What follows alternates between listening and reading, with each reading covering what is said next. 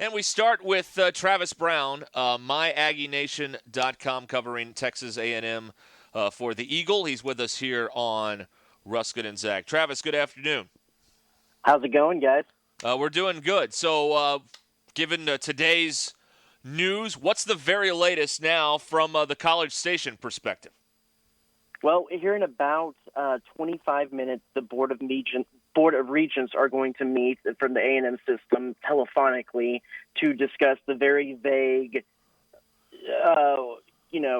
legalese that was posted in their agenda, just kind of talking about A&M and the SEC. And so most of that's going to be an executive session. So, of course, it's not going to be something that we're going to be able to hear, but some of it will be an open session at the end. All that I'm hearing that's going to be expected out of this is just some kind of statement. We're not sure what that statement is going to be, but no real action or anything like that. They did put another meeting on the agenda, and this is an in-person meeting for Wednesday. But what I'm being told is that is just in case they need to have some more discussions on things and give themselves a little bit more time to talk through whatever this is that they need to talk through. But again,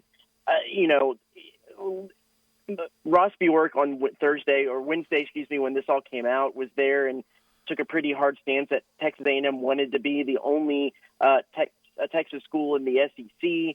And as kind of things moved and shifted over the days, both him and President Catherine Banks came out with statements on Saturday that were kind of pretty much falling onto the party line of the SEC, saying doesn't matter who's in the conference, A&M enjoys being in the SEC conference, and A&M will play and compete against whoever is members in the SEC conference, and kind of towing the party line there. So I'm not sure that there's going to be anything really of note to come out of these Regents meetings. So that's kind of where everything is from an A&M perspective right now.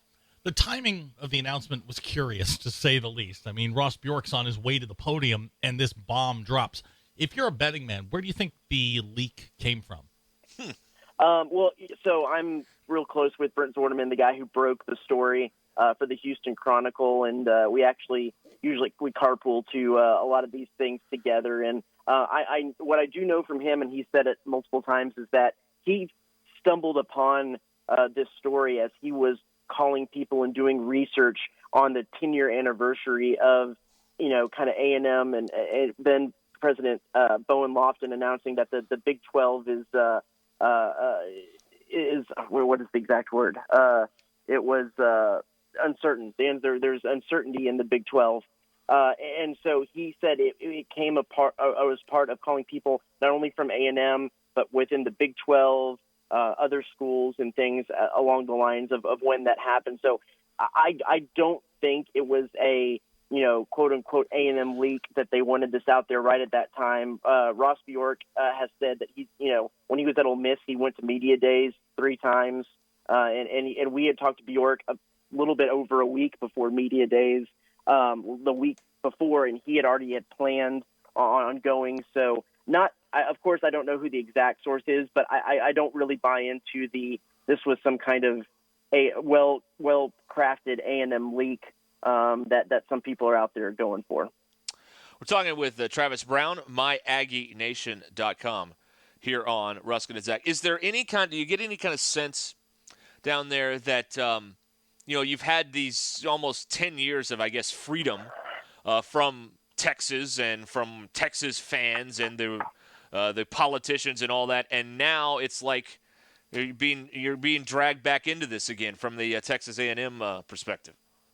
It really depends on the group of Aggies that you're talking to, because when anything would come up in the media about if Texas and A&M would renew the game, being in different conferences, the football game, there was, half the people would say, bring it on, and half the Aggies would say, we're done with them. They made their own bed, whatever. And so when it comes to them joining the SEC or the situation, if you talk to Aggie fans, there's groups that will adamantly say that this is the worst and they don't want to have anything to do with Texas anymore. And, they have already forged their own identity. And then you'll talk to others that say they're excited for the game to come back and, have this rivalry again. And so it just really depends on kind of the group that you talk to. Now, I think all Aggie fans kind of agree that the seemingly parts of this seemingly kind of were done in the background behind some of A&M's knowledge, and that seems to have frustrated some of the A&M faithful. But I think that that is just split down the middle, as it is with anything that comes with UT. Yeah. They mentioned last week that the SEC had been talking to Oklahoma and Texas for 6 months without A&M's knowledge. When Ross Bjork's at the podium, he says he wants to be the only school in the footprint from Texas, and now all of a sudden there's this public shift where they're kind of getting in lockstep with Greg Sankey, saying we'll do what's best for the conference. What would possibly cause them to make that spin? Well, I would think it has to go back to the fact that I don't think that A&M knew a whole lot about this, or Ross Bjork knew a whole lot about this on Wednesday. And so the initial reaction is, of course, A&M. The reason A&M moved to the SEC was to be able to get their own identity, and they've reaped the benefits of more money, more exposure, bigger facilities, and, of course, then an easy recruiting pitch as far as football or really any sports goes that says Texas athletes can stay close to home but also play in the SEC, and now they'll be UT and then even OU with how much they poach Texas talent who can offer the same thing. So, of course, that they would want to say, we don't agree with this. But I think a lot of that came out with the fact that as they made their phone calls, realized how much of seemingly a done deal this might be. It's kind of a bad look to continue to complain and haggle over something that they seem to not have a whole lot of control over. And when you look at what the SEC is, the amount of money that comes into these schools, the amount of advantage that especially football teams can get into getting into the SEC, the college football playoff championship picture, that the SEC holds all the cards, or they hold all the leverage, because it's the place that every program wants to be. So there'd be no reason why A&M might, turn up their nose and say, well, you did this to us, so we're going to go somewhere else. I mean, the SEC is the place to be. So they really have no leverage, and it's a better look just to say, okay, great, bring on whoever you want, and we'll face them on the field and be competitive that way. That is seemingly what the about face is. And it's interesting. I talked to a few people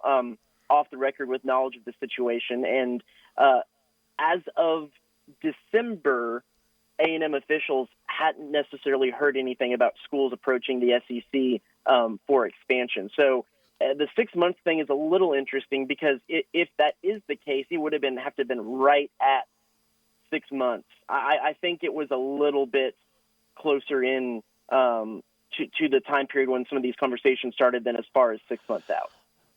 Travis, a question I have that I don't know if you've heard this in any of your conversations with people. I haven't really heard this addressed. Is would Texas and Oklahoma, particularly Texas, would they get an equal slice of the revenue pie, or would they demand more in the SEC as they did in the Southwest Conference, as they did in the Big 12 Conference?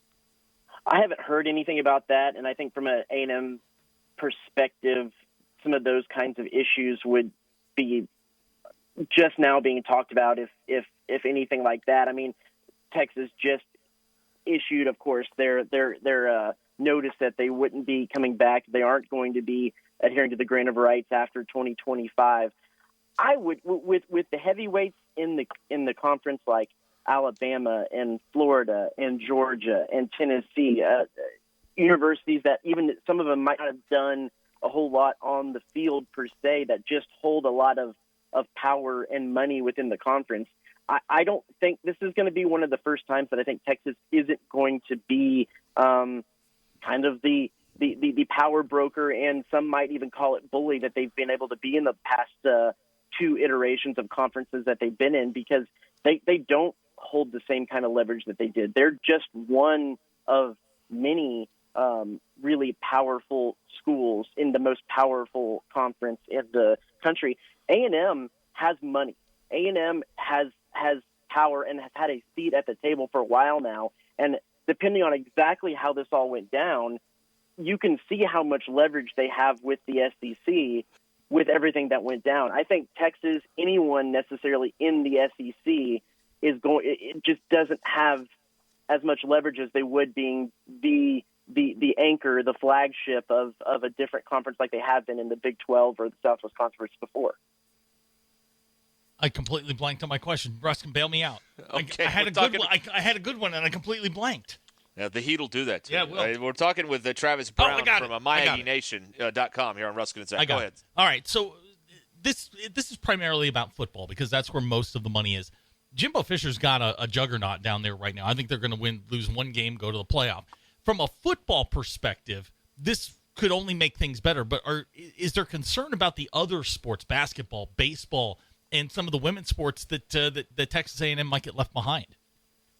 I mean, I think it all goes down to how much of that recruiting advantage they're still going to have, just like in football, of attracting people. I mean, if you look at it, the SEC has the best baseball conference in the country. The SEC is in the conversation as one of the best basketball in the country. And when you add Texas and OU, they might really have a conversation of being one of the best basketball conferences in the country. I think that there is some attractiveness to that. And, A&M does have the advantage of being a little bit closer to the Houston area than Austin. And if you really want to be able to, you can still have a little bit of that advantage of saying, hey, athlete in Katy or athlete in Sugarland or wherever, come to A&M, and your parents only have a 2-hour drive as opposed to a 4-hour drive or what it might be to Austin or, however long it is from Houston to Norman, if they wanted to do that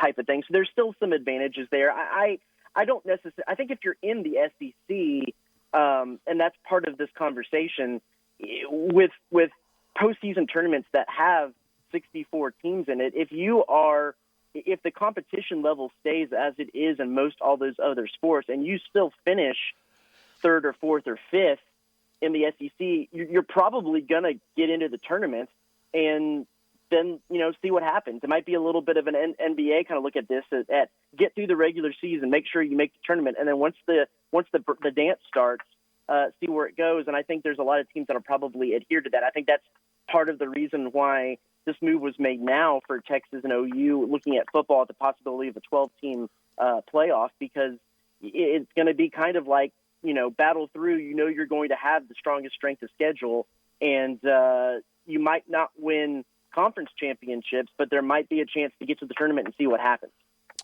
Travis Brown from MyAggieNation.com, our guest here on Ruscin and Zach. Well, it's going to be fascinating, I guess, the next few days and weeks, not years. It's going to be fascinating as this story continues to pick up steam, it looks like. And something of note, too, to interest with those other minor sports, especially women's basketball. I mean, now you have Vic Schaefer back, who was supposed to be the A&M target of the guy to replace Gary Blair at women's basketball and A&M. He's coming in, and he'll be back joining the conference. And then Kim Mulkey, who left the Big 12 going to LSU, is now going to be back amongst those people that she had to battle with. The women's basketball angle of this is going to be really interesting. Oh, yeah. A&M, South Carolina, LSU with Mulkey, Texas.